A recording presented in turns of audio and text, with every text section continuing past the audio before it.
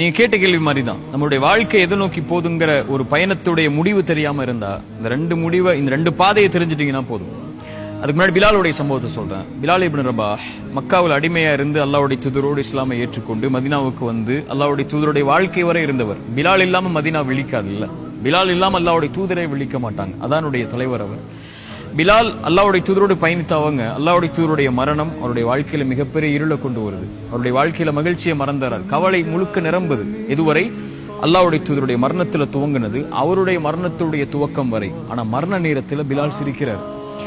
மனைவி கேட்டாங்க, இவ்வளவு நாள் கவலையா இருந்தீங்க அல்லாஹ்வுடைய தூதருடைய மரணத்துக்கு பிறகு, இப்ப சிரிக்கிறீங்க ஏன்னு சொல்லி. பிலால் சொன்னாங்க, கதன் அல்கல் ஹிப்பத முஹம்மத வ ஸஹ்பா, நான் நாளைக்கு போய் அல்லாஹ்வுடைய தூதரையும் அவங்களுடைய தோழர்களையும் சந்திக்க போறேன்.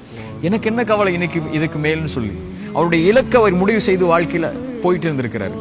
நாளைக்கு மறுமையில ரெண்டு நிகழ்வு நடக்க போகுது. யார் அல்லாஹ்வின் சந்திப்பை விரும்புறாங்களோ அவர்களை சந்திக்க அல்லாஹ் விரும்புறான். அல்லாஹ் காத்துட்டு இருக்கான் நாளைக்கு நம்மளை சந்திக்கிறதுக்காக. அந்த பாதையுடைய முடிவு அல்லாஹ்வுடைய சந்திப்பு. இரண்டாவது, என் தோழர்கள், என்னை பார்க்காமல் ஈமான் கொண்ட அந்த மனிதர்களை நான் சந்திக்க விரும்புகிறேன், ஆசைப்படுகிறேன். யார் சொன்னா?